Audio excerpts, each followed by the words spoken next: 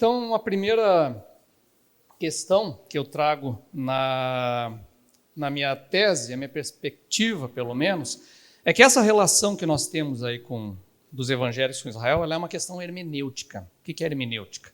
Hermenêutica é a forma como a gente interpreta um texto e, dentro da hermenêutica filosófica, é a forma como a gente... obrigado, querido.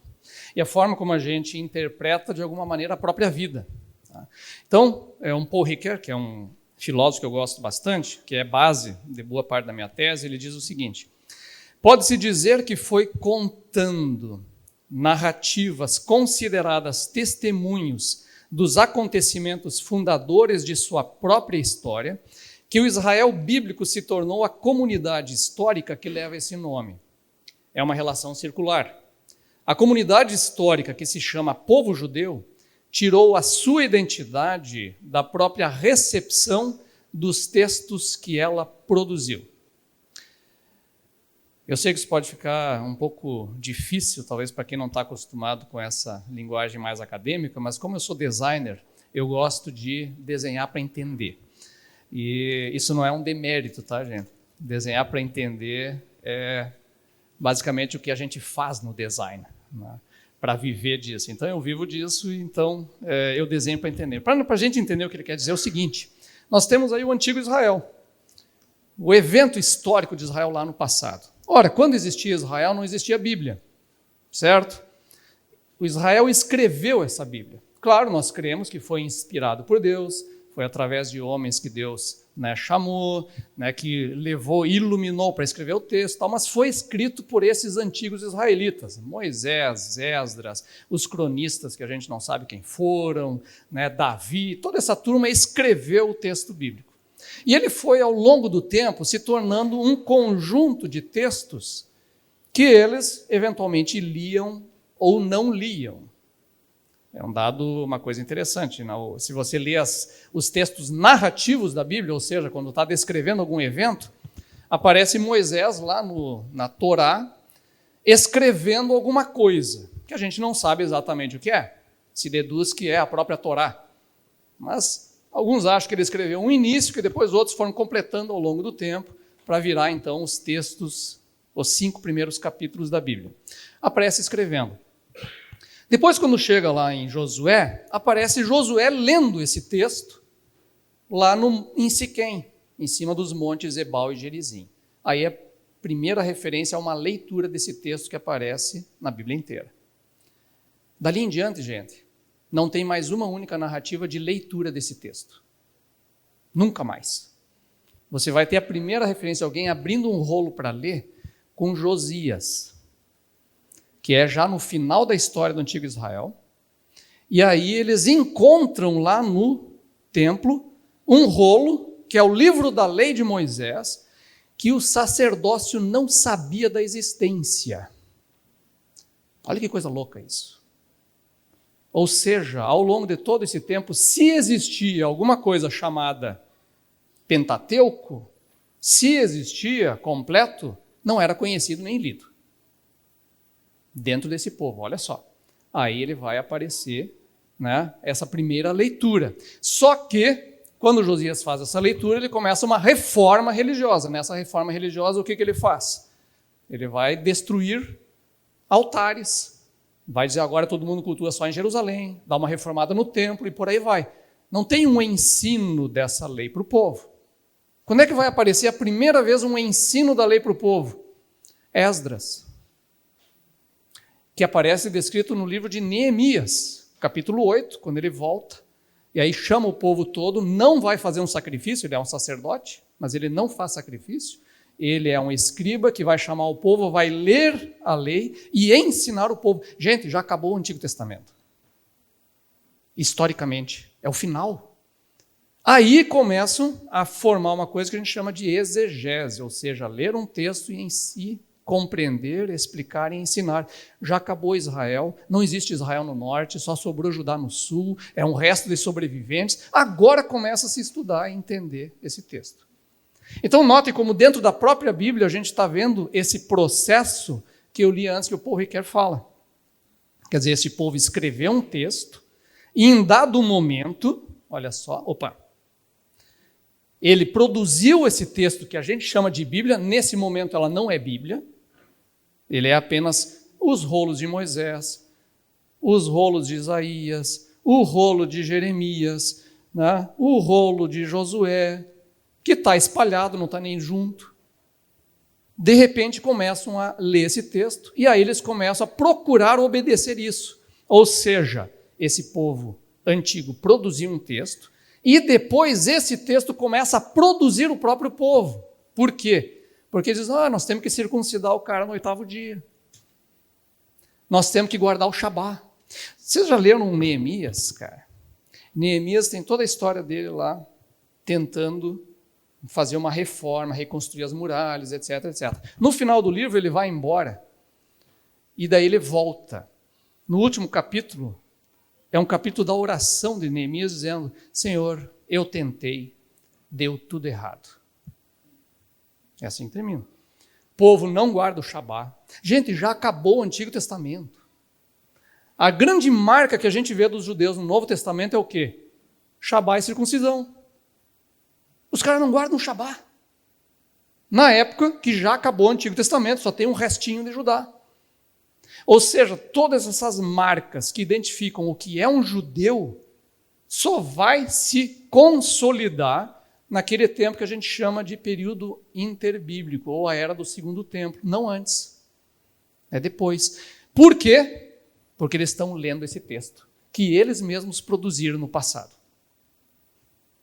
Então notem como é o texto e a forma como você se relaciona com ele que acaba forjando a identidade de quem ele é. É essa relação circular que ele está dizendo que aconteceu. Ou seja, o Israel antigo produziu o texto e depois o texto produziu o Israel ou a identidade que ele tem de si mesmo. E, gente, isso aí, na verdade, acontece com todas as pessoas do mundo. Entende? Por isso ele vai concluir o seguinte, que as identidades são narrativas. Ou seja, a gente é o que a gente diz de nós mesmos. Pai!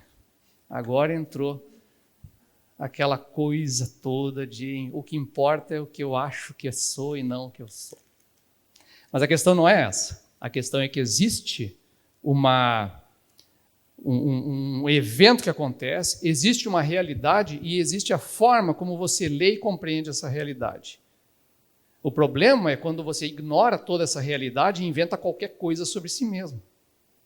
Esse é o grande problema, aí que dá o salto para o além. Mas o fundo, a realidade, é que a identidade é o que nós dizemos de nós mesmos.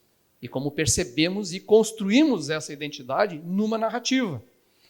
A questão é se essa narrativa está ou não coerente com essa realidade. Então é por isso, gente, que por exemplo, ontem a gente estava conversando, o camarada me perguntou, o Tiago, Mateus, cara, Mateus quase, dei na trave. Mateus, vamos lá, primeiro o evangelho, vamos fazer um. Então Mateus perguntou, quem é André Heinck? Olha a pergunta. Essa é uma pergunta abujanra, né? Eu até comentei assim. Vamos filosofar. Quem é André Heinck? Eu não posso dizer quem é André Heinck. Eu tenho que contar uma história. Você diz quem você é contando uma história. Eu nasci numa família no Rio Grande do Sul, no interior, de origem alemã, meu pai era pastor. Aí você começa a desenhar. Aí você vai desenhando, escola bíblica dominical, batista, vai desenhando quem é a pessoa. Meu interesse pelo design, fui fazer faculdade de design em Santa Maria, aí você vai construindo. Dado um momento, resolvi fazer uma faculdade de história também, fui somando áreas. Você vai, aos poucos, construindo quem é essa pessoa a partir do quê? Da história. Do que você conta. Né? Então a identidade é assim.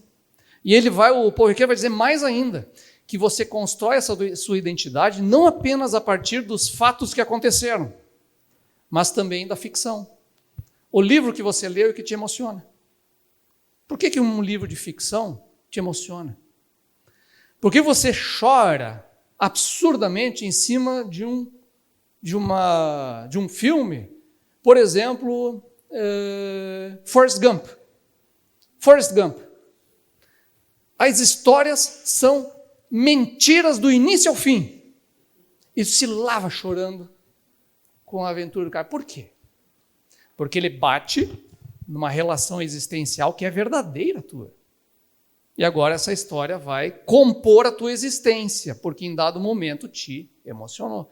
Então a gente vai compondo a nossa realidade, a nossa narrativa a partir das histórias reais da nossa vida, as histórias que contaram da nossa família no passado, elas vão compondo a nossa vida, quem nós somos, e as histórias ficcionais, inclusive. Todas elas. Então elas vão compondo devagarinho esse nosso jeito de ser, a nossa identidade, quem nós somos e tudo mais. Isso é fundamental em todos os seres humanos. É por isso que a gente precisa, por exemplo, é interessante, a gente precisa de histórias que contam a fundação do país. Precisa aprender a história, como é que foi a independência, como é que foi isso e aquilo, o que vai forjar uma identidade nacional num povo. Sem essa história você não tem identidade. Você precisa da história. Né? Uma igreja precisa da história. A gente precisa saber por que está aqui. A Águida deu uma risada porque nós estávamos falando exatamente disso no início. Qual é a tradição? De onde viemos? Qual é o nosso caminho percorrido até aqui? Né? Isso faz parte de uma identidade. Então, todo ser humano funciona baseado nessa identidade, que é baseada em narrativas. E olha só que interessante, a Bíblia é o quê? É um grande texto forrado de narrativas. Por isso, essas identidades narrativas são construídas pelos judeus inicialmente. O judeu parte do quê? Do texto bíblico, e parte da sua narrativa é construída a partir do próprio texto bíblico. Então, o que acontece com ele? Ele vai ter as celebrações dentro desse mundo judaico que são derivadas do texto bíblico, mesmo para aqueles que não são religiosos. Os caras guardam o Shabá como uma tradição, mas não por princípio religioso. Às vezes o cara é ateu, mas é circuncidado, mas guarda o sábado. Quando estive em Israel, lá foi uma experiência interessante. Quando cheguei no Shabá, nós estávamos num hotel lá, é sexta-noite, né? Quando escurece sexta, começa o Shabá. Então nós estávamos lá no hotel, aí tinha lá um saguão enorme, etc. E aí na entrada o pessoal chegava e acendia uma velinha, quipazinho na cabeça, acendia uma velinha, botava lá, porque a luz do Shabá iluminada, e aí tinha um festão, assim, mas um festão, e na frente, no palco, K-pop coreano, com luzes, pessoal com sabres de luz, já dançando e cantando, a galera lá dele, vinho, cerveja e pau, e as crianças correndo por tudo lá, começou o Shabá.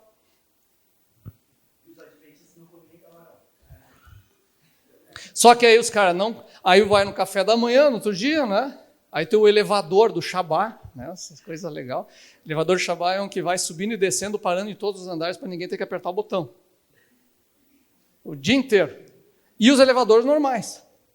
Então, se não quer esperar, o cara que é gentil, pagão, vai no normal. O do Shabá está lá, com os judeus subindo e descendo, indo para o show do K-pop. Então, você vê, né? Mas igual, olha só, como da tradição original, ela foi e virou das comunidades judaicas. Não preciso falar do judaísmo em si, porque aí o judaísmo em si todo é derivado desse texto. Então, olha como esse texto produziu os judeus e o judaísmo, a Bíblia hebraica antiga. Só que essa Bíblia hebraica também produziu os cristãos, né? Porque a gente também é baseado no mesmo texto. A partir da história da Bíblia hebraica surgiu o quê? O Novo Testamento, que é a interpretação daquele texto, a partir da experiência de Jesus de Nazaré. E nós constituímos a nossa identidade a partir dos mesmos textos.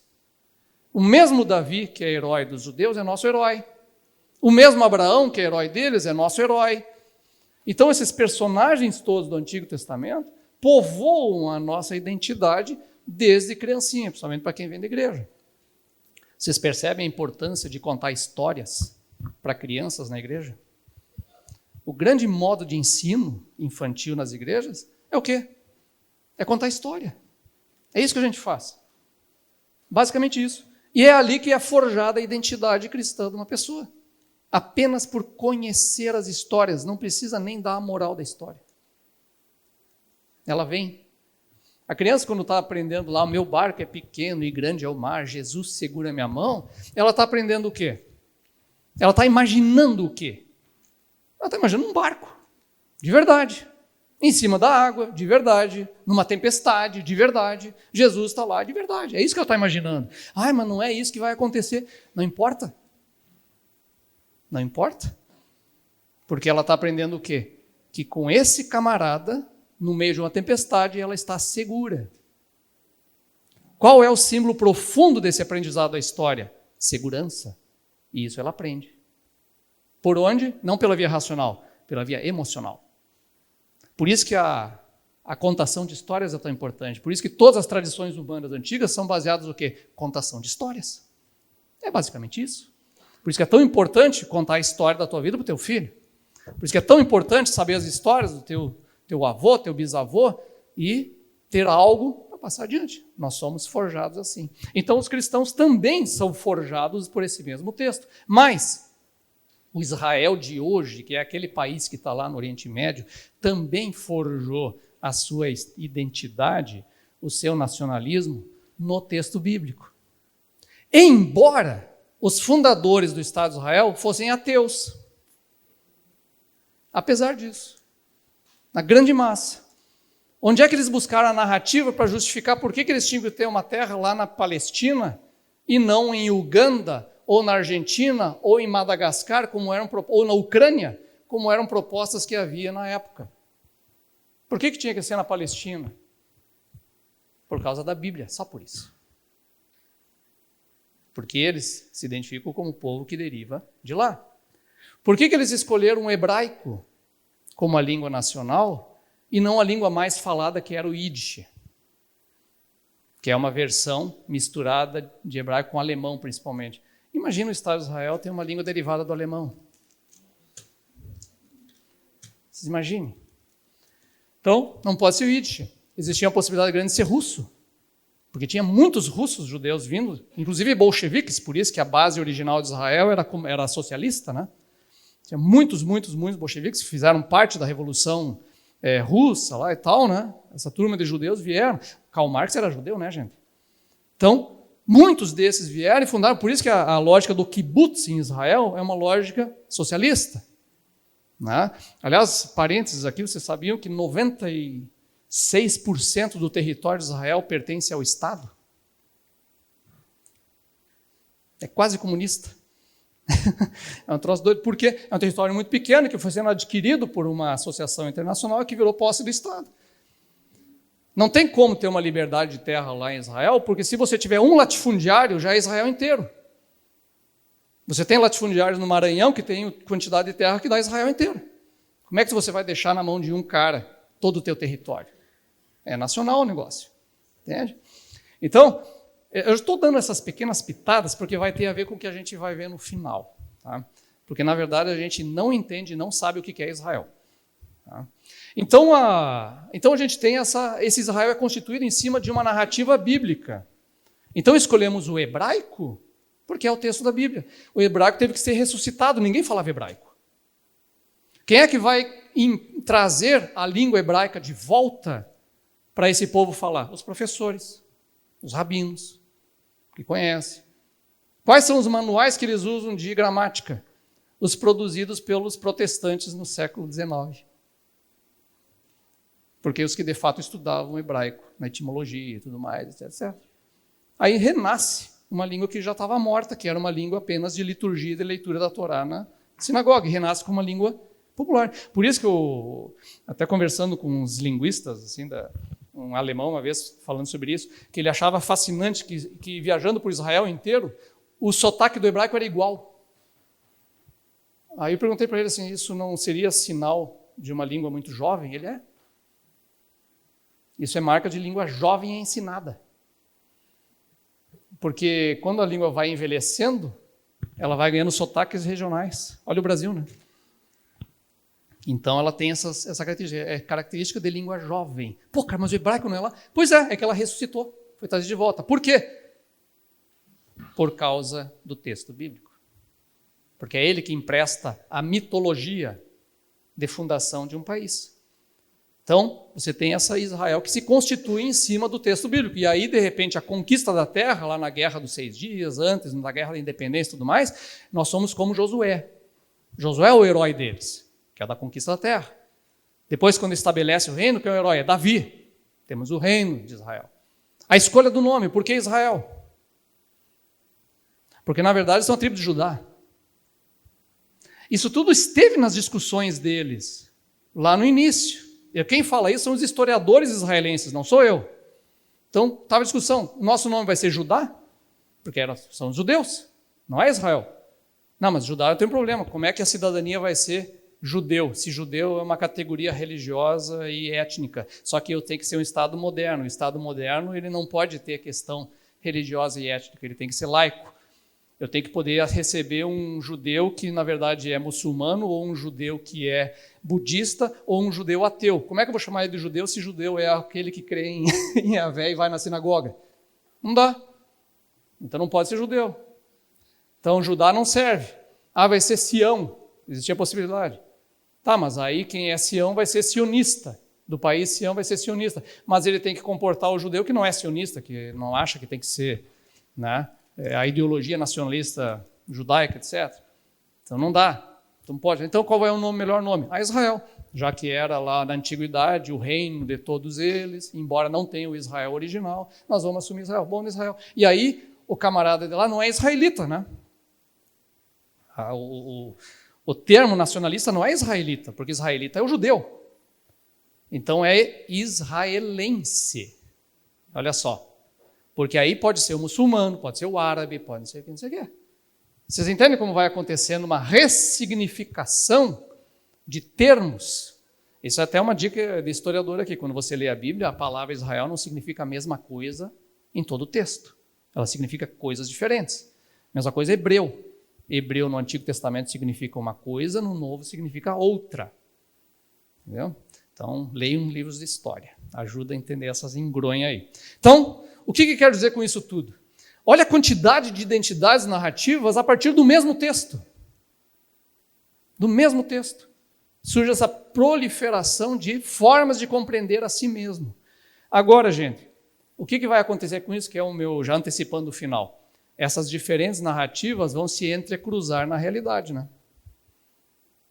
A minha narrativa como cristão vai encontrar a narrativa do judeu e vai encontrar a narrativa do Israel, que são narrativas diferentes, mas vão ter pontos de contato. E aí vai acontecer a confusão que a gente vive. Tá bom? Então vamos seguindo aqui. O que acontece com os evangélicos no Brasil? Tem água aqui, ótimo. O que acontece com os evangélicos no Brasil, tá?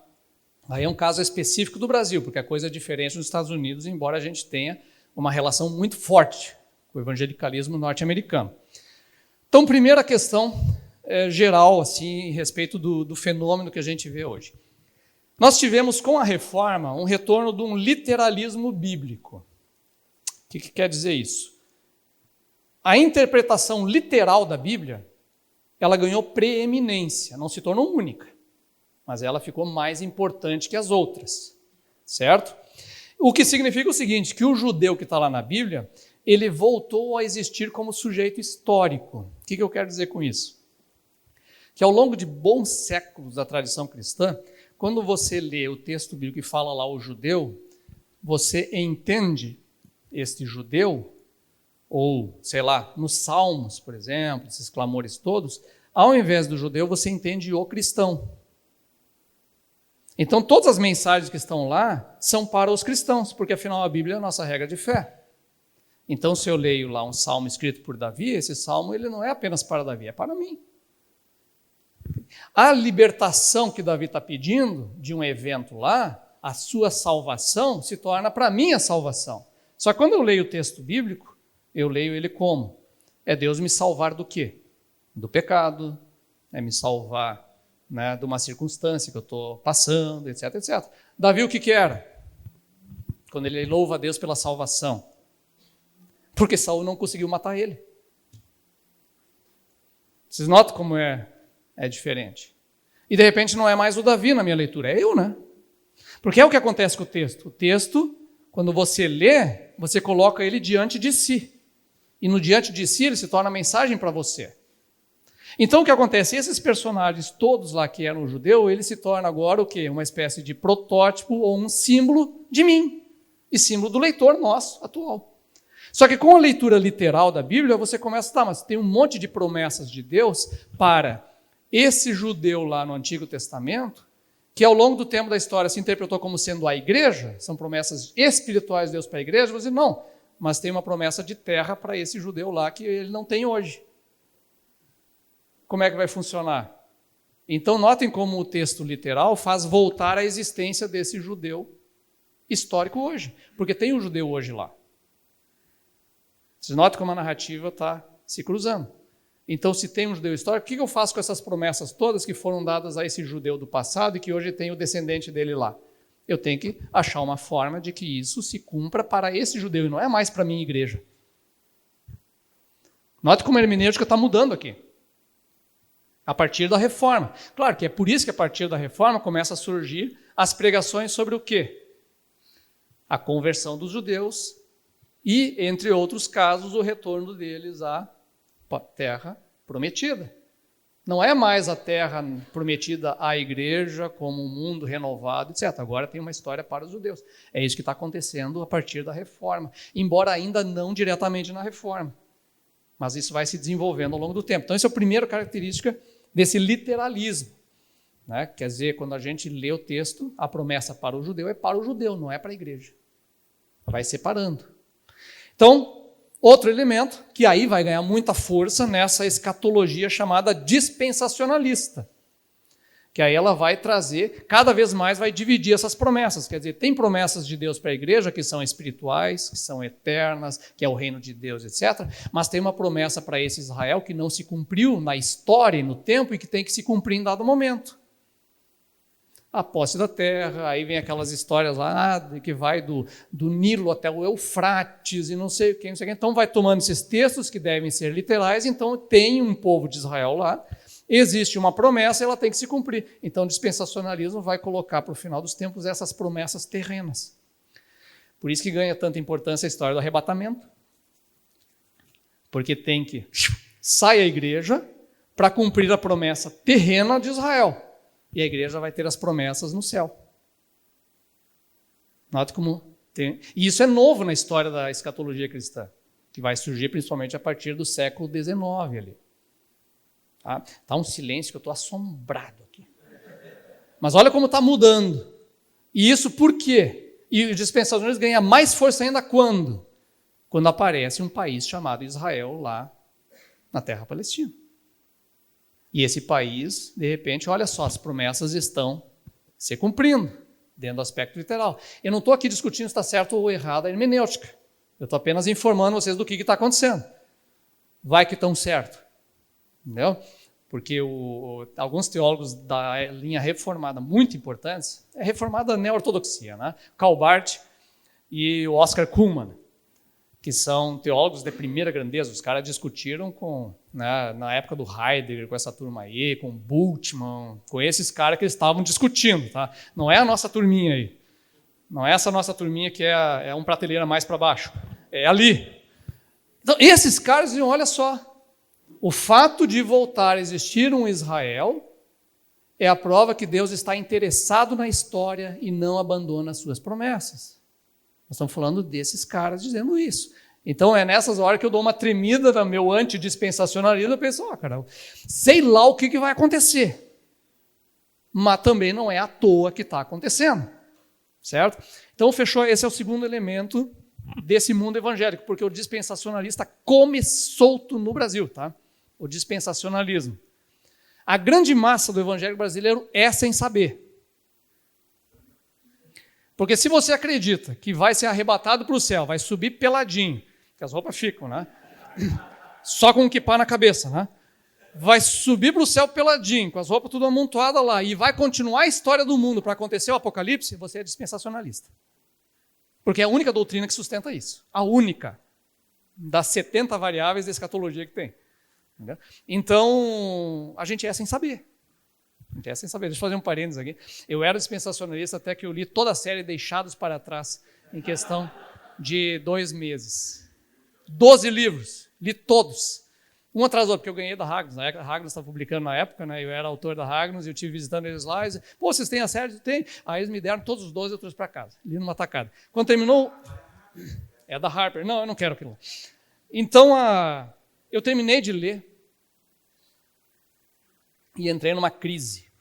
Uma crise, quer dizer, Cara, não pode ser isso.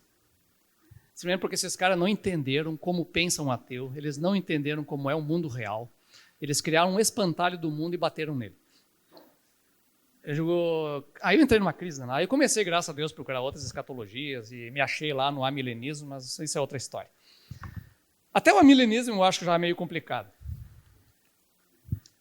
Salomão tinha razão. A cabeça só estoura no final e tu acaba desistindo. Eu bebi muito da biblioteca do meu pai lá e meu pai nunca respondia nenhuma pergunta que eu fazia de escatologia para ele. Nunca. Ele só dizia, eu não sei. E na época eu achava ele um ignorante, assim, de primeira categoria. Aí eu cresci, comecei a estudar e eu disse, putz, meu pai era sábio demais, sabe? Mas vamos lá.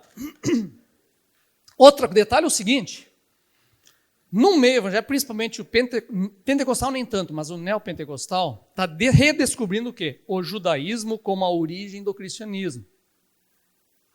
Então, cada vez mais se diz o seguinte, olha, cara, tem várias coisas no cristianismo aí que vêm de tradições gregas e tal, e que não é o judaísmo do primeiro século. Porque a igreja primitiva era o quê? Era uma comunidade de judeus que receberam gentios, e esses gentios continuaram gentios, mas com práticas judaicas.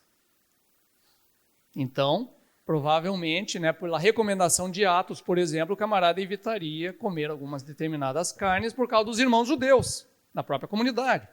Então, tem uma base de verdade nisso, que a igreja primitiva tinha características judaicas. Isso é verdade. E aí onde é que acontece o entrecruzamento narrativo? Porque essas igrejas querem se tornar como a igreja primitiva. Ora, se o judaísmo é a igreja primitiva, então eu vou imitar o judaísmo. Certo? Só qual é o problema nisso? É que ao longo de 2000 anos, o judaísmo também se transformou assim como o cristianismo. O judaísmo de hoje não é o cristianismo do primeiro século e nem o judaísmo do primeiro século. Se desenvolveu um tipo de oração, se desenvolveu um talit, se desenvolveu um kippá, que não existe, kippá é do século III. Então, às vezes, o camarada desenha, o Jesus de verdade na época dele era isso aqui. Aí ele desenha um sefardita do século XIII. Com a barba, com o talite, com um kippá na cabeça. Não existe kippá. Entendeu? Então, uma série de elementos do judaísmo foram se constituindo. A estrela de Davi. Às vezes o camarada imagina, o camarada na igreja primitiva com a estrela de Davi. Cara, não existe a estrela de Davi como símbolo judaico. Ele vai ser no século XIII depois de Cristo. Até porque essa estrela não é de Davi, é outra coisa. Entendeu? É o nome apenas. Então, e aí surge uma coisa engraçada, entendeu? Porque olha só, nós estávamos falando disso ontem na gravação. Aí vem o camarada e diz, olha, a cruz é um símbolo pagão. Gente, a cruz nunca foi símbolo de nada. A cruz era um instrumento de tortura e morte. Ela não era símbolo dos romanos. E não apenas dos romanos, dos gregos. Os persas crucificavam. Os romanos foram os que aprimoraram, descobriram que tendão você tem que cravar para doer mais e durar mais tempo. É isso que eles desenvolveram. Excelentes médicos deram um jeito do cara durar mais tempo na cruz. Então, o que acontece? Olha a crueldade da coisa, né? É um instrumento de tortura e morte. Os cristãos pegaram o instrumento de tortura e morte e transformaram num símbolo. Quando ele deixa de ser esse instrumento e se torna outra coisa, que fala de uma essência. Então, ele é um símbolo originalmente cristão. Inventado por cristãos para ser um símbolo cristão, exclusivamente cristão. Nasceu assim. Aí você nega isso porque acha que é pagão, porque era uma invenção dos romanos, e pega a estrela de Davi, que é uma invenção da era moderna para o judaísmo, e que não existe na Bíblia, não existe na Mishnah e não existe no Talmud, que são os documentos judaicos, que vai aparecer só no século XVII, acreditando ser mais bíblico. E não é, é menos bíblico. Então, olha como essas diferentes narrativas que vão se constituindo se cruzam e vai virando outra coisa. É isso que eu quero dizer aqui. Só para entender o que está acontecendo. Então, essa perspectiva do judaísmo ser o cristianismo original, e que de fato é, entrecruza com o judaísmo contemporâneo e você acaba imitando o judaísmo, achando que está fazendo cristianismo e não está, você está fazendo judaísmo. É outra coisa. Mas seguindo. Aí, com isso, como você começa a se aproximar desse mundo judaico primeiro século, você começa a questionar o quê? A ortodoxia constantiniana, os concílios. Você começa a questionar Niceia, Constantinopla, Éfeso, Calcedônia, que vem depois. Por quê? Porque a explicação, como é que nós vamos explicar, os cristãos, como é que vamos explicar o que é Deus, quem é Cristo e tudo mais, para o grego, ele usa o que para explicar? A filosofia grega, a lógica grega, nos termos gregos, na base grega. Então os caras dizem, não, isso tudo que for de doutrina é grego, não é bíblico, é grego. Rejeita. Aí vem abaixo o quê? Divindade de Cristo. Não pode ser Deus, porque o mundo judaico não consegue conceber um homem ser Deus. Isso precisou da filosofia grega para ajudar esse entendimento. Lá no mundo judaico não deu. Não tem escopo suficiente. Aí o que acontece? Começa a negar a divindade de Cristo. Começa a negar a trindade, que é o que a gente vê comendo solto por aí. Quanto mais vai sendo judaizante, mais vai pegando isso. Então, esse é o primeiro grande problema quando uma igreja vai ter, é quando ela começa a negar as doutrinas fundamentais, aqueles 4 concílios iniciais. Certo? Aí o que acontece? Por outro lado, no mundo protestante, nosso aqui do Brasil, nós temos um vazio simbólico muito grande. Por quê? Porque a gente deriva do protestantismo puritano, norte-americano, nem tanto europeu, mas o norte-americano, e do anabatismo. O Lucas Gesta vive falando disso aí na série. Nós derivamos principalmente dos anabatistas. Por quê? Separação igreja e Estado. Perfeito. Ótimo. E um vazio simbólico muito grande. Eu tenho cá comigo, por quê? Porque eles eram iconoclastas, não pode ter imagem nenhuma. Só que o que veio para o Brasil é mais radical ainda. O pessoal discute se pode ter cruz. Sabe? A gente fica constrangido. Não pode ter cruz, não pode ter um vitral, cara. Vitral vira coisa de católico. Aí chega no Brasil, o protestantismo, ele encontra o que no Brasil, em termos de catolicismo? O barroco, O barroco é forrado de imagem. Então, você gera um movimento contrário. Se lá é forrado de imagem, a nossa igreja tem que ser pelada. Porque é paganismo. Entenderam? Então, você não tem símbolo. Só que um ser humano não aguenta ficar sem símbolo. Ele não aguenta ficar. Cara, a gente precisa. Tu precisa do escudo do teu time. Tu precisa da cor do teu time. Tu precisa do hino dele. Tu precisa da mitologia dos heróis do teu time, contando a história dos jogos, não sei o que. Tu precisa disso tudo para configurar a tua identidade. A igreja precisa. Por isso que a gente tem um símbolo fundamental que é a ceia. A gente precisa dessas coisas. E aí, na falta, a gente faz o quê? Então, cada um vai resolver. A gente bota a marca da igreja, não sei como é que vocês estão aqui. Aqui tem uma cruz, graças a Deus. Olha que beleza. Mas aí é engraçado, porque a igreja é totalmente iconoclasta, às vezes. Não podemos ter cruz, porque é um troço pagão, mas tem a marca da igreja, lá no canto. Os obreiros sentados. E eu acho fantástico isso, cara, porque marca de igreja é símbolo. É exatamente a mesma coisa. É a mesma coisa que um vitral. É a mesma coisa que a estátua do coisa lá. É tudo igual. É a mesma coisa. Mas a marca pode. Olha como a gente acaba se modernizando as nossas coisas, vai mudando, porque a gente precisa do símbolo, precisa dessa identidade, precisa dessa coisa. Algumas igrejas vão fazer o quê? Eu vou buscar na Bíblia. Aí na Bíblia tem o quê? Menorá, a Arca da Aliança, o véu do tabernáculo, os querubins, blá, blá, blá. Aí vai trazendo da Bíblia. Só que quem usa isso também? Os judeus. Não a Arca da Aliança. Se tiver a Arca da Aliança, saiba que é evangélico, não é judeu. Porque a Arca da Aliança no judaísmo está representada na arca onde eles guardam a Torá lá na frente da sinagoga. É ali a Arca da Aliança. Então, nunca um judeu vai ter uma miniatura de Arca da Aliança em casa. Quer dizer, os judeus paganizados, os ateus até vão ter, mas o judeu do judaísmo, jamais. Entende? Então o que esse vazio simbólico vai buscar onde? Também no judaísmo, Porque lá estão os símbolos que seriam supostamente bíblicos. Aí vai entrecruzando. Só que ao mesmo tempo esse símbolo vai se ressignificando. Porque o camarada vai usar shofar no culto. Está na Bíblia. Comprei em Israel. uso no culto. O som é horrível.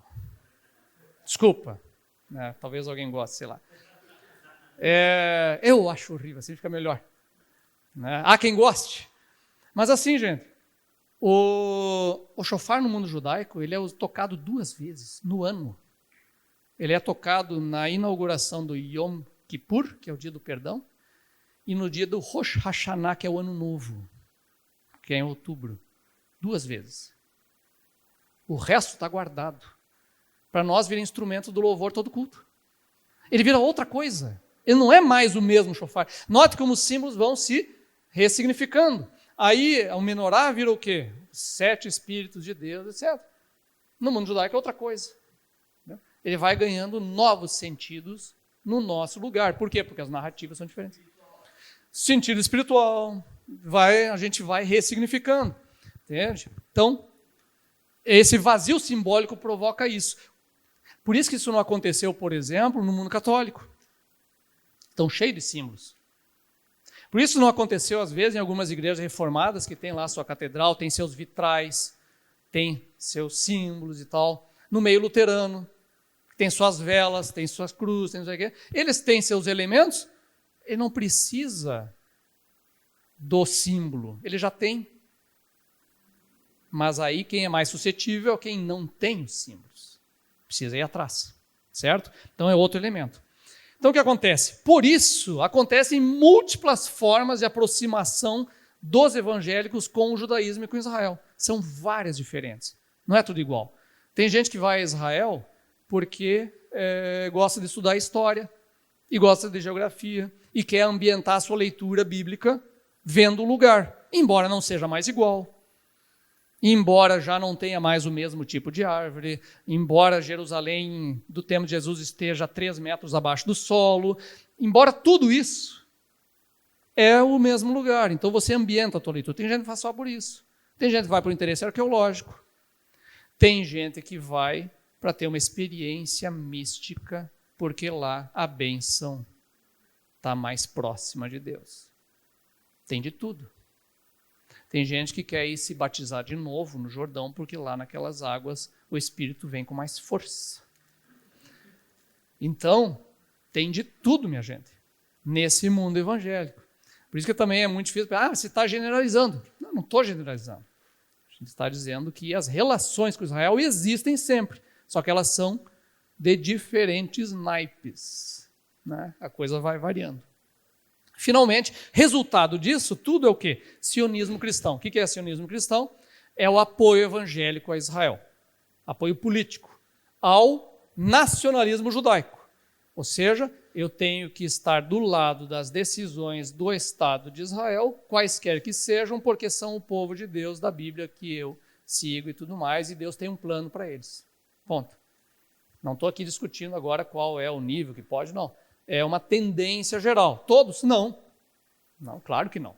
Mas uma grande massa de pessoas vai ter essa posição política no final das contas. Aqui agora eu botei algumas figurinhas, só para a gente entender isso. Livros, né? Então, livros é uma quantidade enorme. Aqui eu botei só alguns que mexeram bastante comigo na minha juventude. Acabou de me mostrar lá a terceira edição que ele tem ali, do pai dele, que era pastor assembleiano. Aí, ó. Israel, Gog e o Anticristo. Cara, quando eu li isso aí, lá nos anos 80, eu digo, cara, Jesus está vindo e vem que vem. Que final dos anos 80 desandou a União Soviética, agora é Rússia de novo. Olha só, Rússia é Gog, porque antes estavam em enrosco ali para dizer que era Gog. Não, agora é Gog mesmo. Cara, mesmo Gog, é difícil dizer que é Rússia. Né? Mas deixa para lá. Então, aí Rússia agora, não sei o quê, mercado comum europeu, minha Nossa Senhora, uma só moeda, o Anticristo está às portas. Aí hoje você dá risada, né? Mas, cara, Guerra Fria, nossa! Assim, ó, sabia que o mundo esteve perto de acabar lá em 1963, na crise dos mísseis de Cuba? As ogivas foram abertas naquele momento lá, e aí a União Soviética que resolveu, pela paz do mundo, não instalar os mísseis dele lá em Cuba, e veio embora. Mas nós tivemos no fio da...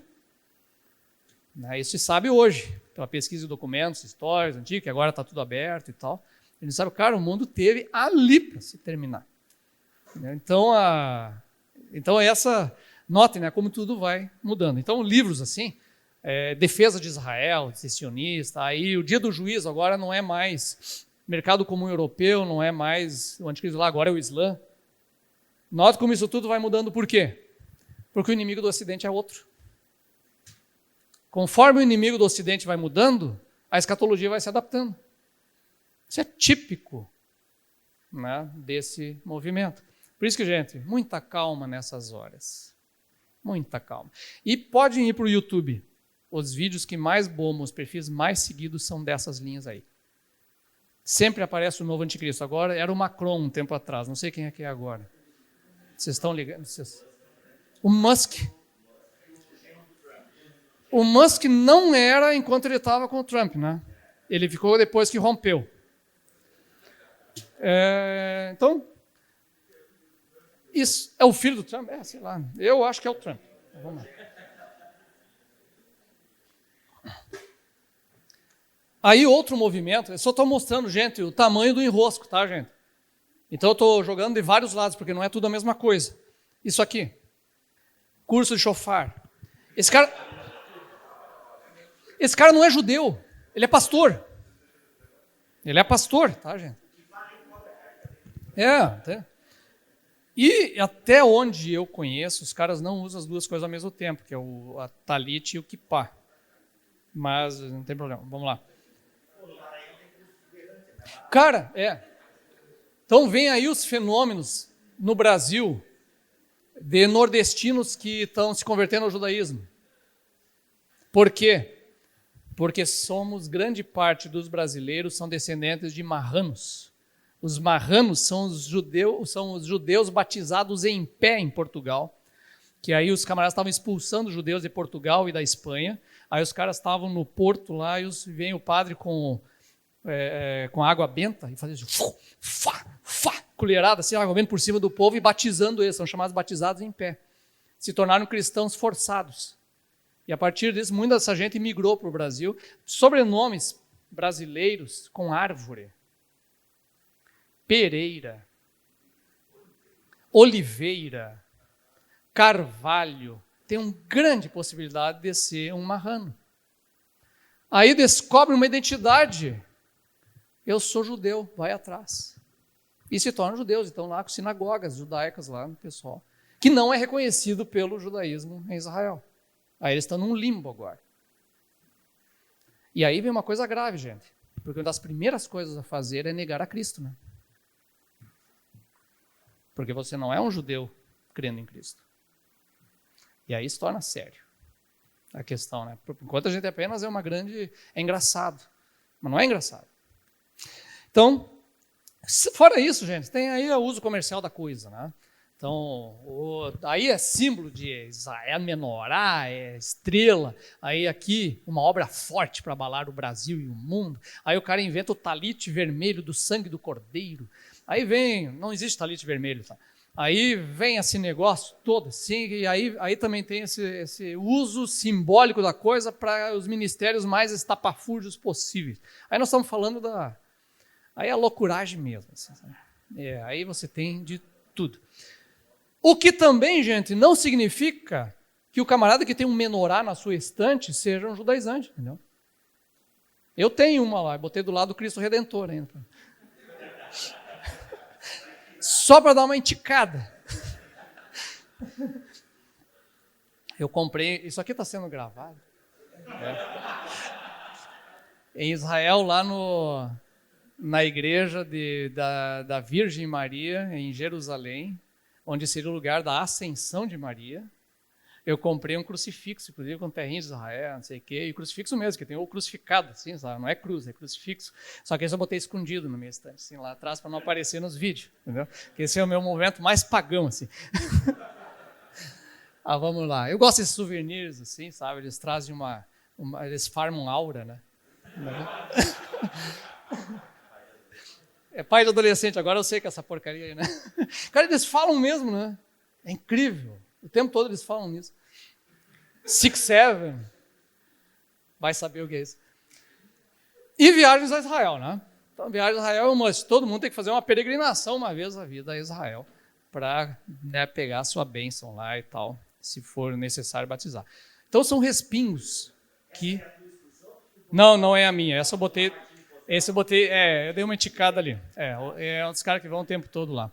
E aí tem motivos os mais vários, né, gente? Eu conheço pessoal lá da EST que faz expedições arqueológicas para estudo. Então tu vai lá e tu não vai ter um momento de devoção junto ao Monte Hermon para orar e receber algo especial. Não, eles vão lá para ver arqueologia, discutir história, por aí vai. Então tem várias coisas diferentes acontecendo. Lá no Hermon é engraçado, porque tu vê o pessoal orando, tá? Esse momento sensacional, porque foi a transfiguração de Jesus. Então tu imagina, né? O poder do lugar. Sabe o que é lá? É um centro de adoração de Zeus, de Asclépio, de várias divindades gregas, que tem as ruínas dessas divindades gregas lá. Aí tu entende por que Jesus escolheu ir lá. Ele estava anunciando às potestades deste mundo a sua vitória. Olha que legal, né? Entende? Então esses detalhes. Aí mais o quê? O que respinga no Brasil, né? Aí é o quê? Movimentos políticos ou marcha para Jesus com a bandeira de Israel, do lado da bandeira do Brasil. Aí ele mistura com o nosso nacionalismo. Por quê? Abençoarei os que te abençoarem. Então, se eu abençoar Israel, o meu país vai ser abençoado. Não interessa a política que eu escolho, não interessa, né, o que eu vou fazer com os impostos, nada disso importa. O que importa é que se eu apoio Israel. Nós como vai para outro lugar a discussão, né? E aí as bandeiras um do lado do outro. Gente, agora um parênteses, tá? Os judeus ficam estarrecidos com esse negócio aqui. Por que a bandeira do meu país está lá no negócio para Jesus? Assim, se eu aprendo desde criancinha que Jesus é um herege lá. Talmud, inclusive, tem um texto que ele diz que eu nunca li o texto em si, eu só vi na internet, então não sei se também é completamente verídico nesses termos, mas que Jesus estaria no inferno sendo cozinhado num caldeirão de fezes.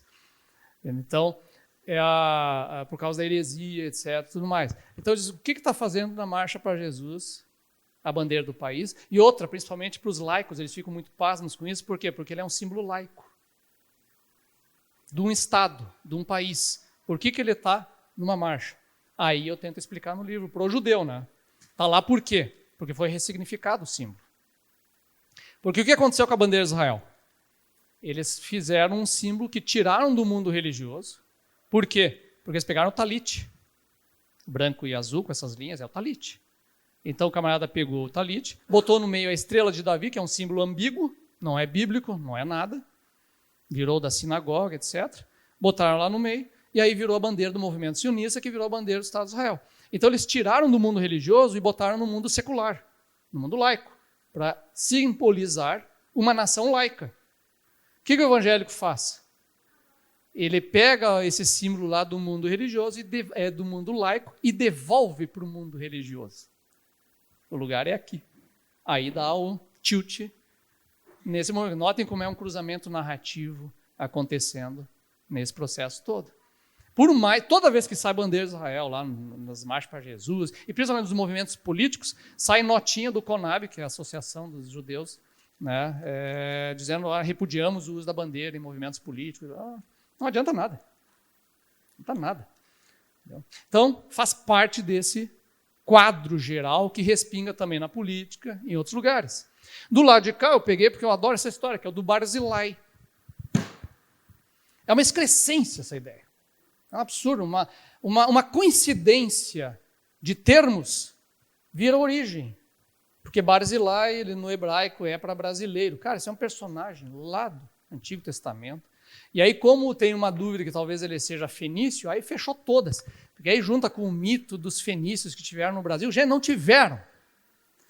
Junta com isso. De repente, o ouro de Ofir vira o ouro do Brasil. No tempo de Salomão. Gente, junta tudo que é teoria conspiratória para dizer o quê? Nós somos ligados a Israel na nossa origem.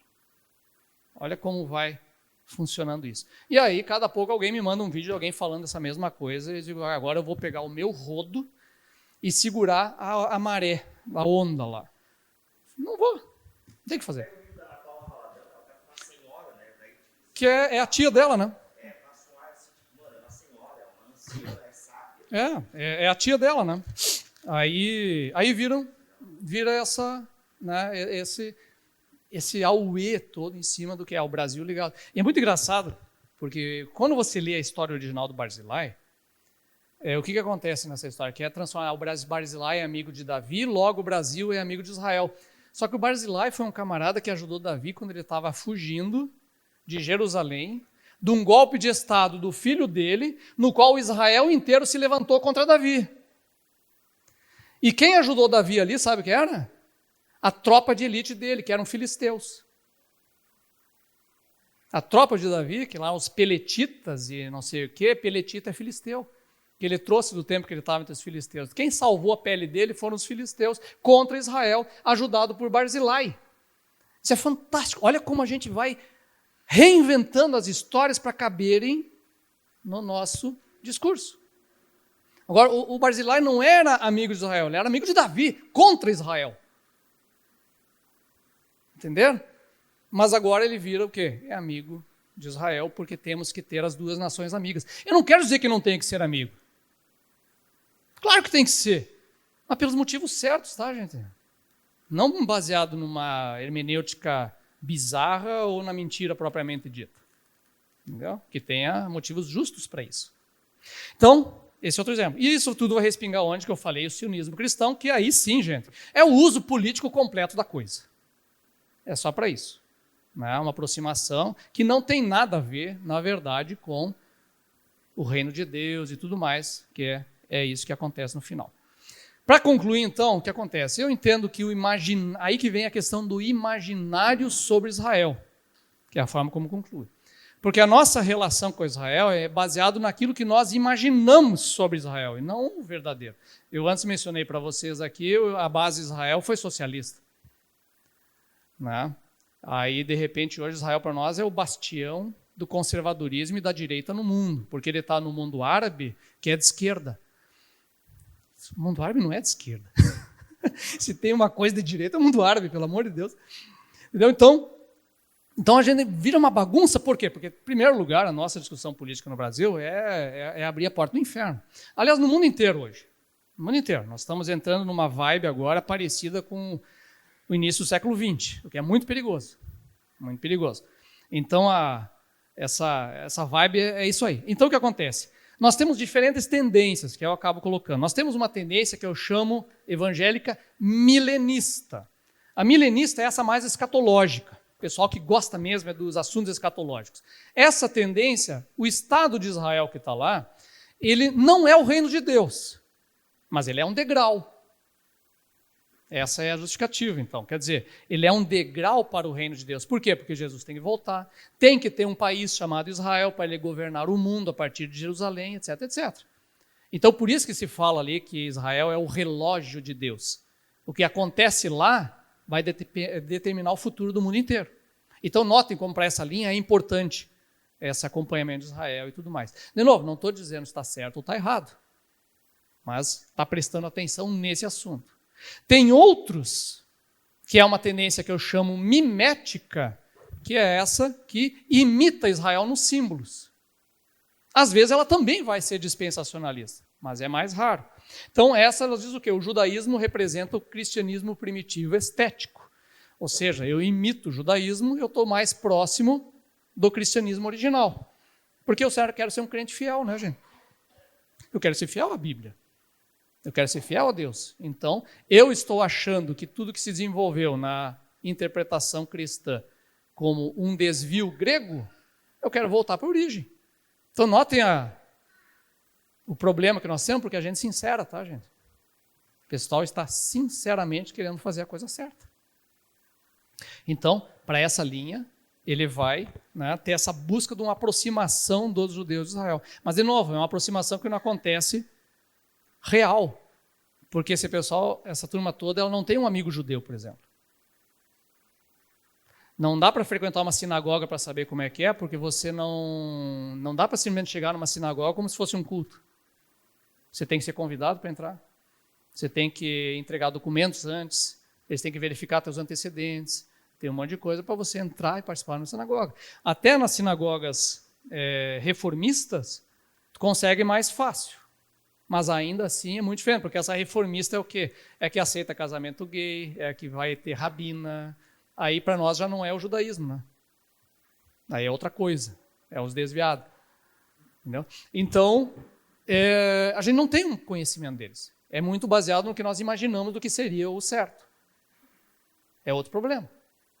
Eu só estou apresentando problemas para vocês, só para dizer o tamanho do enrosco que é entender isso. E o que acontece? Em termos políticos, para os dois grupos, Israel é um símbolo do conservadorismo. Por isso que a bandeira de Israel está nos movimentos políticos. Porque ele é o quê? É a vanguarda do Ocidente no meio dos muçulmanos que querem acabar com o Ocidente. Então ele está lá, é conservador. Até ele descobrir que Israel permite o aborto há 20 anos. 20 anos é permitido o aborto lá. Mas é o símbolo do conservadorismo.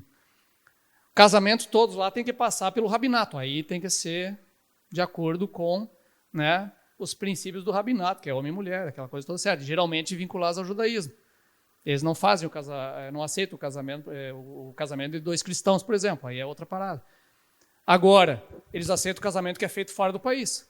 Então os gays de Israel vão para fora, casam na Alemanha, e aí o rabinato reconhece o casamento homoafetivo em Israel. Porque casou fora. Isso tem importância para quê? Questão de transmissão de bens, né, gente?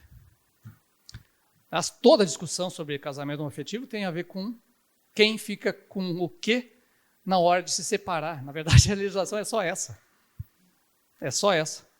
Quem vai ficar com o quê na hora de separar? Entende? Então, então, isso tudo faz parte desse imaginário. Não, mas Israel é o centro do conservadorismo. Se você vai conhecer Israel para valer, não é. É um dos países mais progressistas do mundo. Porque o judeu sempre foi progressista. Na grande massa dos judeus. Mas é que quando a gente olha para Israel, a gente vê um espelho de nós mesmos. Ora, nós viemos da mesma Bíblia, a Bíblia é conservadora, logo Israel sai da Bíblia, ela é conservador. Não. Não é. Então, esses dias eu escutei um podcast de judeus reformistas, né? E aí eles estavam vendo quais são as bases no Talmud para permitir o aborto. E qual é a base? A base é que a Bíblia não apresenta uma proibição, né? Ela não apresenta uma proibição por quê? Não é o não matarás. Não, mas é que o feto dentro do ventre, eu não estou defendendo, tá, gente? Pelo amor de Deus. Eu estou explicando. Então, para eles, no feto, no ventre da mãe, ele não é vida, ele é potencial de vida. E o potencial de vida só se estabelece quando nasce. Aí ele é vida.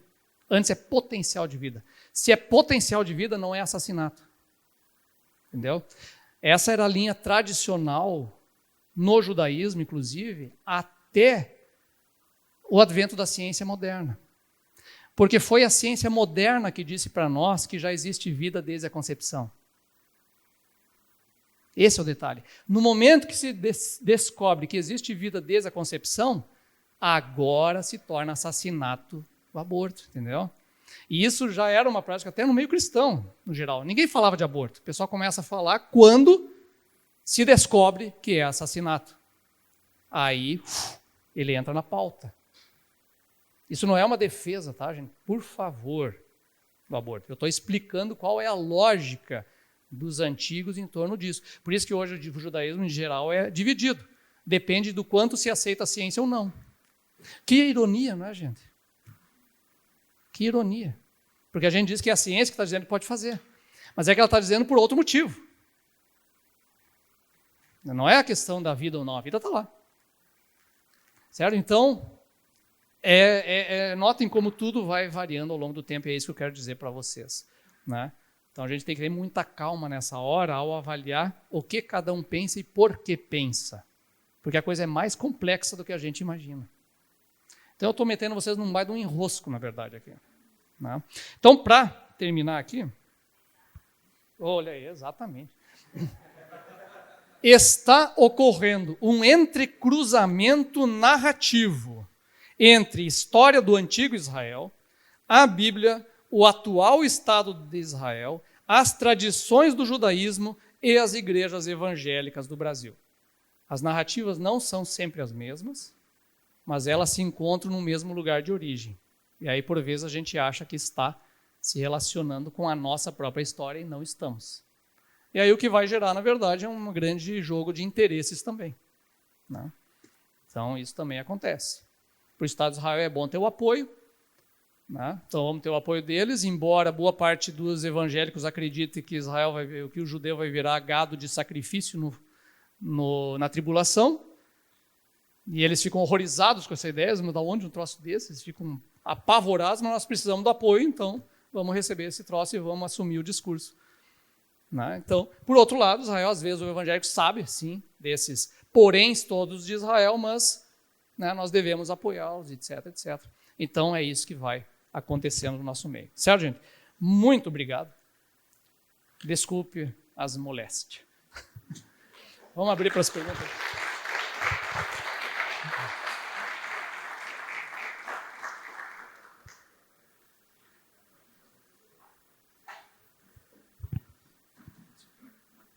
Vai tirar só. Cuida que o copo tá aí. Tá vazio. Bom dia, bom dia. Foi? Então tá bom. Gente, vamos dar seguimento agora e gostaria que você separasse uma pergunta, uma dúvida, uma queixa, alguma ponta que ficou. Eu sei que...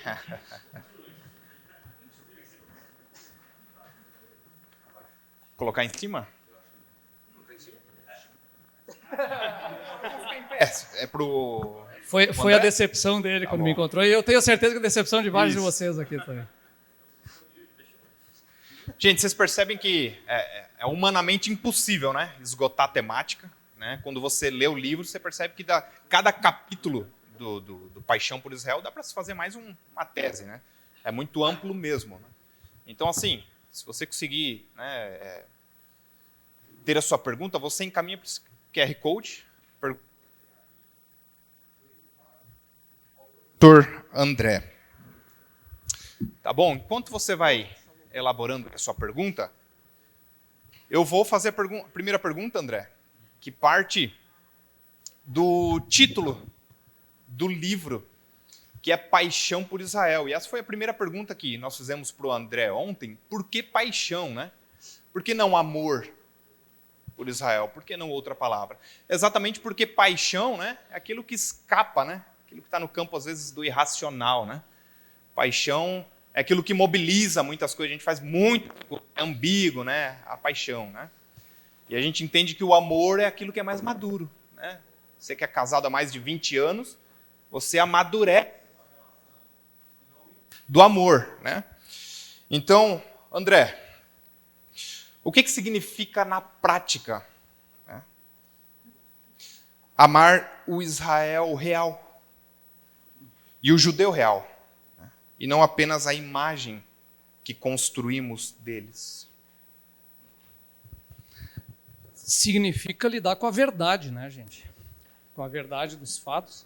E, por exemplo, você pode fazer um apoio a Israel e um apoio a seus dramas contra o antissemitismo no mundo e tudo isso, e, ao mesmo tempo, achar que é péssimo eles terem um governante como Netanyahu. E que achar que esse governo está comprometendo a própria causa judaica no mundo inteiro. É possível fazer as duas coisas. É possível você apoiar e achar que Israel tem direito à terra e achar também que os palestinos também têm um direito à terra. Existe até base bíblica para isso, que é o direito do estrangeiro.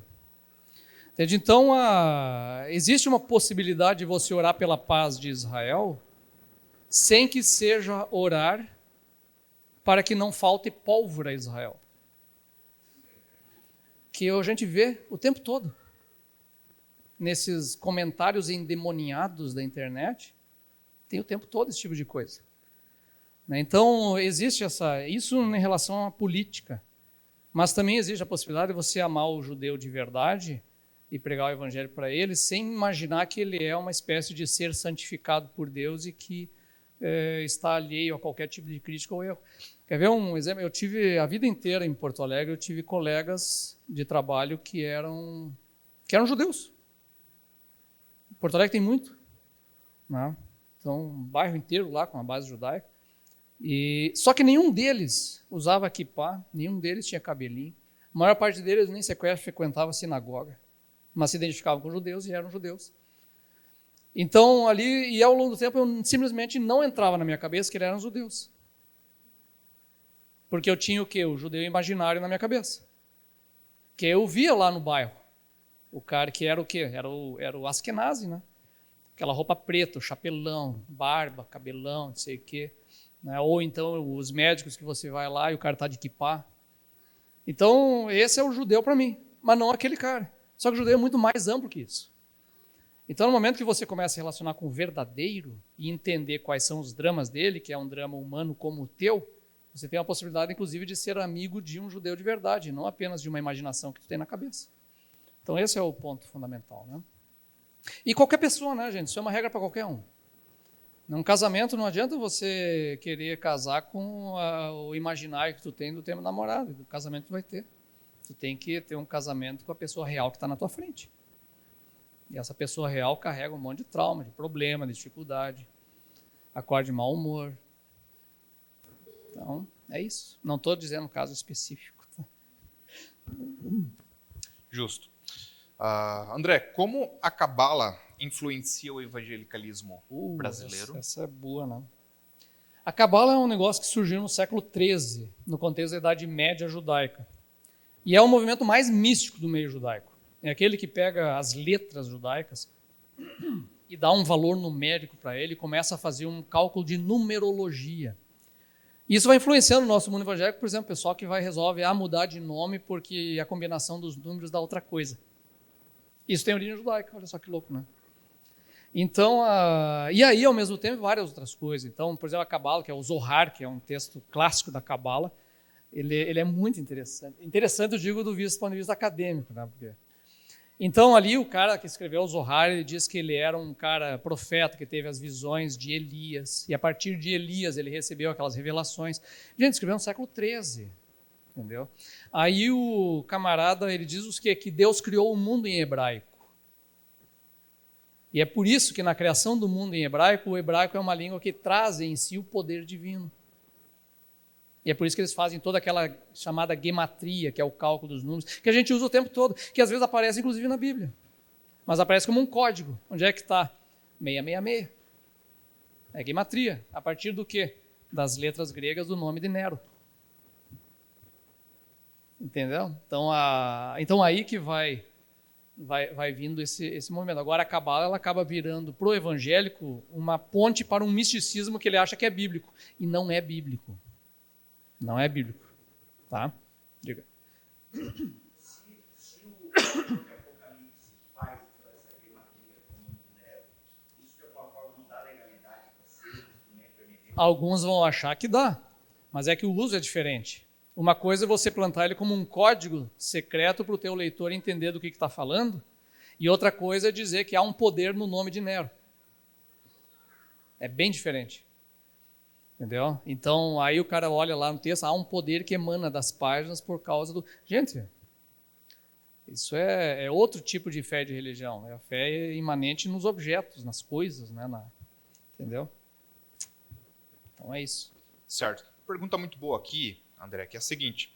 Após o 7 de outubro, tivemos um crescimento absurdo do antissemitismo no mundo, por motivos políticos e narrativos de esquerda ou direita. Como lidar com isso no meio cristão?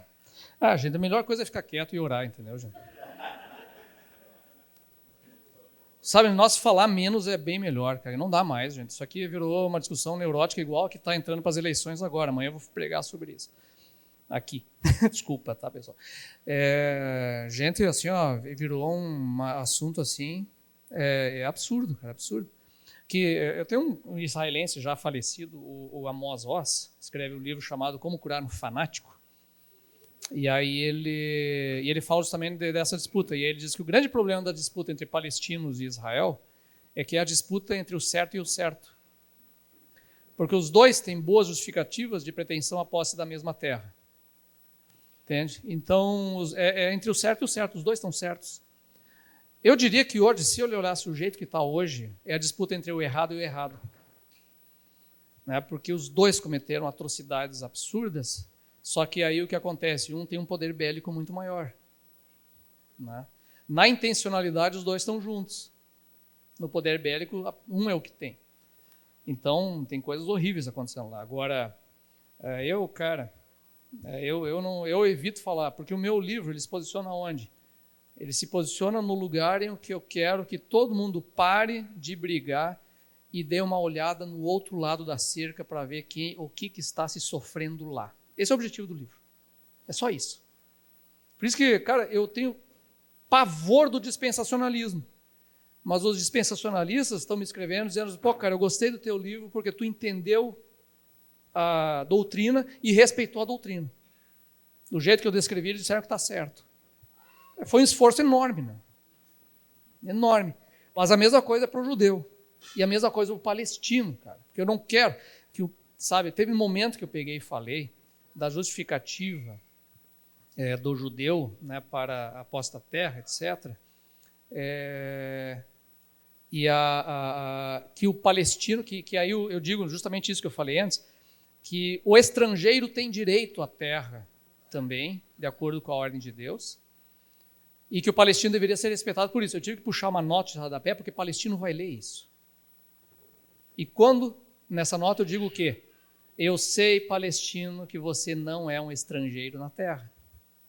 Ele mora lá há 1000 anos. Então, não é um estrangeiro, mas eu tenho o argumento para aquele que se considera o nativo, que chegou a 1 século, ele tem que entender que existe possibilidade. Então, notem o lugar, é porque não existe um lugar de diálogo. Não existe. Existe, bomba para o outro lado. Então, eu quero ser o cara sabe, o pacificador dessa história. Então, é por isso, inclusive, que eu não me envolvo em determinadas coisas que vão surgindo por aí. Eu não me envolvo nem com os eventos do sionismo e nem com os eventos do palestinismo. E embora eu seja convidado em muitos eventos, inclusive judaicos, que eu falei no IB Brasil, participei de eventos, mas é onde? São justamente o pessoal que está debatendo academicamente o assunto. Ali dá para ir. Entendeu? Então é isso. Então, cara, ora. A oração. Até se tu orar para não faltar pólvora para Israel, o Espírito Santo vai traduzir isso. Porque ele não deixa, né? Porque nós oramos como não convém. E ele filtra e transforma a oração. Então, ora. Amém. Ora. Tá bom.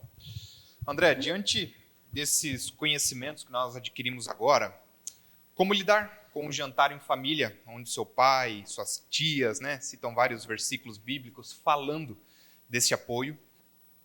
Você não apoia. A tua fé, ela é questionada. Fala um pouco sobre Narrativa bíblica e leitura literal histórica, né? Perguntamos, isso aconteceu assim mesmo? Nossa, são várias perguntas numa aí, eu já não... 2, tá. Nosso amigo. Tá, a primeira é como eu estou no jantar da família. Isso, lidar com essas Cara, narrativas, isso aí... né? Se você não... Gente, no jantar da família, esquece o assunto da política. Só come, né? Vamos comer, velho. Amarre o bardo e vamos comer, né? Como diz o Asterix. Pô, né? Não discute, cara. É assim, ó, eu acho que é sempre muito pela beirada, entendeu? Os assuntos difíceis a gente traz pela beirada, a gente nunca traz direto assim. Não dá para ser direto. Então você, sabe, começa com um elogio e diz qual é o problema. Geralmente as pessoas concordam sobre o problema que existe, né? Então tem que ser devagar, né, cara? Não é. E outra, provavelmente tu não vai conseguir convencer a pessoa de mudar de opinião. Ela não precisa mudar de opinião. Agora, se ela conseguir entender que existe um ser humano do outro lado e que Deus ama esse ser humano e que quer a salvação dele, tá bom, cara. Entendeu? As coisas são devagar. E outra, você não é o responsável por mudar a opinião de ninguém, tá? Eu não me vejo responsável por mudar a opinião de ninguém. Okay? Eu só quero, assim, a única chamada que eu quero fazer, cara, só pensa se existe possibilidade do outro lado ter alguma razão, só isso. Se conseguir isso, tá bom, cara, porque na verdade o processo todo é de Deus, cara, não é contigo.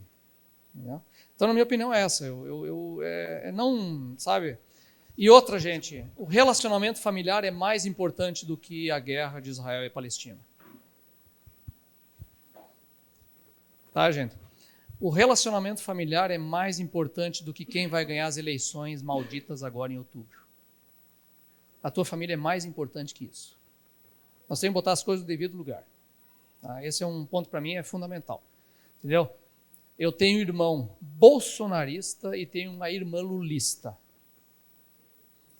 E se quebram a pau lá no grupo do WhatsApp, graças a Deus, moram longe um do outro. E é isso. Mas é família. E eu não vou deixar de ajudar o meu irmão bolsonarista e nem a minha irmã lulista, como eu tenho feito sistematicamente com os dois.